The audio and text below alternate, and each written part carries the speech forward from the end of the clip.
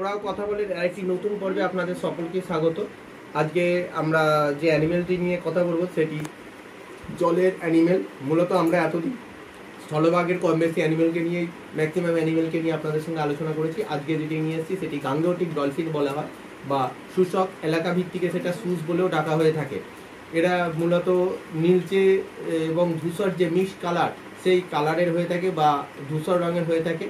গায়ে কিন্তু এদের আঁচ বিশেষ দেখতে পাওয়া যায় না এবং ঠোঁট হয় লম্বাটে, তাতে অসংখ্য দাঁত থাকে এবং দাঁতটি চিরুনি ন্যায় সন্নিবিষ্ট থাকে, যেটা ওদের শিকার ধরার বিশেষ সাহায্য করে থাকে। এবং পিঠের ওপরে একটা বড় ডানা বা পাখনা থাকে, যেটা তাদের কিন্তু সাঁতারে বিশেষ সাহায্য করে থাকে। এই গাঙ্গেয়টিক ডলফিন গঙ্গা এবং ভাগীরথী সমস্ত গতিপথেই এদের দেখতে পাওয়া যায়।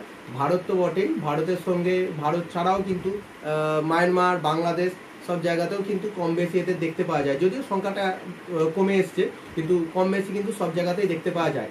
এরা জলের অ্যানিমেল হলেও কিন্তু এরা মূলত স্তন্যপায়ী। বাচ্চা কিন্তু স্তন্য পান করে থাকে এবং কিন্তু আমাদের এই মাছ বা ডলফিন কিন্তু বাচ্চা ডিম পেড়ে না, ডাইরেক্ট বাচ্চা প্রসব করে থাকে জলে বাস করলেও। এবং ডলফিন বারবারই আর একটা জিনিস, অক্সিজেন গ্রহণ করার জন্য কিন্তু বারবার জলের থেকে মুখ তুলে অক্সিজেন গ্রহণ করে থাকে বাতাস থেকে। এরা সাধারণত ঘোলা জলে থাকতেই বিশেষ পছন্দ করে থাকে। ঘোলা জলে শিকার করতেও এরা বেশি ভালোবাসে। এক একটি দলে প্রায় 2 থেকে 10টা এবং 12টা অবধিও একসঙ্গে থাকতে দেখা গেছে। এরা দলবদ্ধভাবে শিকার করতেও খুব ভালোবাসে বা শিকার করে। গোটা 8টা 10টা বা যতগুলো ডলফিনের একসঙ্গে দল মাছকে তাড়া করতে করতে পাড়ের দিকে নিয়ে আসে এবং জল ঘোলা করে নেয়। জল ঘোলা করার ফলে মাছ চোখে দেখতে না পায়, তখন দেখতে না পেলেই এরা আস্তে আস্তে শিকারের ওপরে কিন্তু ঝাঁপিয়ে পড়ে এবং মাছগুলো এইভাবে তারা শিকার করে খেয়ে নেয়। এরা সমাজবদ্ধ, একটি মূলত সমাজবদ্ধ অ্যানিমেলও কিন্তু জলের মধ্যে সমাজবদ্ধ অ্যানিমেল হচ্ছে আমাদের এই ডলফিন। তারা বাচ্চা প্রসব হওয়ার পরে শুধু মা নয়, সমস্ত দলটাই কিন্তু বাচ্চাকে মেনটেন করে রাখাকে রক্ষণাবেক্ষণ করে এবং বড় করাতেও সাহায্য করে থাকে। তবে এদের সংখ্যা এখন ব্যাপকভাবে কমতে শুরু করে গেছে, প্রচণ্ড পরিমাণে। আগে কম বেশি আপনাদের যেটা বললাম খুবই দেখা যেত। তার মূলত 3টি কারণ। প্রধান কারণ হচ্ছে আমাদের জেলেরা মাছ ধরার জন্য, বেশি মাছ ধরার জন্য কিছু অসাধু ব্যবসায়ী আছে, তারা গঙ্গার তলাতে ডাইনামাইট বা ইলেকট্রিক শর্ট দিচ্ছে যাতে প্রচুর পরিমাণে মাছ তাদের ধরা পড়ে। তো এইটাতে কিন্তু ওদের জলের যে বাস্তুতন্ত্র আছে সেটার উপরে একটা প্রভাব পড়ে এবং তার সাথে ডলফিনেরও কিন্তু ভয়ে বা শখে বাচ্চা যে ডলফিনগুলো সেগুলো মারা যায় বা কোনো কোনো ক্ষেত্রে বড় ডলফিনও কিন্তু মারা পড়ে।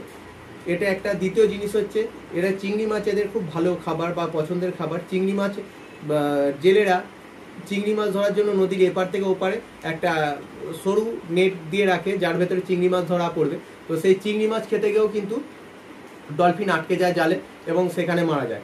এবং আরেকটি হচ্ছে যে নৌকা চলে আমাদের, নৌকার যে বোটের যে প্যাডেলটা যেটা জলের তলায় থাকে, তো সেইটাতেও কিন্তু চোট লেগে ডলফিন মারা যায়। যদিও সেক্ষেত্রে সেই সম্ভাবনা খুব কম, মেনলি বাচ্চা ডলফিনের ক্ষেত্রে এটা হয়ে থাকে যেহেতু তাদের এটা অভ্যাস নেই বলে। তো এইগুলো হচ্ছে মেন কারণ এবং এই সব কারণের জন্য জলে যে বাস্তুতন্ত্র সেটাও কিন্তু টোটাল ব্রেক হয়ে থাকে। জলে এই ইলেকট্রিক শর্ট বা এটার জন্য জু প্ল্যাঙ্কটন, ফাইটোপ্ল্যাঙ্কটন এগুলো কিন্তু তৈরি হয় না বা হতে দেয় না। তার জন্য আপনাদের সকলের কাছে অনুরোধ থাকবে এই ব্যাপারে আপনারা যথেষ্ট ওয়াকিবল থাকবেন এবং এই প্রোগ্রামটির যে ছবিগুলো আপনি ডলফিনের ছবিগুলো দেখছেন তার ম্যাক্সিমামটাই আমাদের গণেশের তোলা ছবি, যেটা আপনারা কম বেশি গণেশকে অনেকেই চেনেন কাটোয়ার দাঁইহাটে। আর আরেকটি জিনিস হচ্ছে যেটা আপনারা চোখ রাখলে প্রায়ই দেখতে পান যে ডলফিন কিন্তু এ মাসেও যেরকম 3টে মারা গেছে।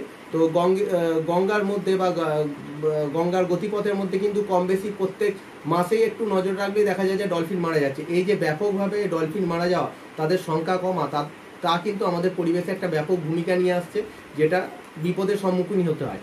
এবং ডলফিন নিজেও কিন্তু একটি বিপন্ন প্রজাতির প্রাণী এবং শিডিউল 1 অ্যানিমেল। তো ডলফিন মারা, ধরা এটা কিন্তু আইনত দণ্ডনীয় অপরাধ, যেটা আগে একটা পাচারকারীরা বা চোরাশিকারীরা কাজ করতো, যেটা হচ্ছে ওদের তেলের জন্য চোরাশিকারীরা মারতো, ডলফিন মারতো। তো সেই জায়গায় এখন অনেকটা কম, যেহেতু বন দপ্তর অনেক অ্যাক্টিভ এবং মানুষ আপনারা অনেকটা সচেতন হয়েছেন বলে সেই জায়গাটা কম, কিন্তু আমাদের আরও সচেতন হতে হবে, তা নাহলে এই অ্যানিমেলটিকে কিন্তু বাঁচানো যাবে না।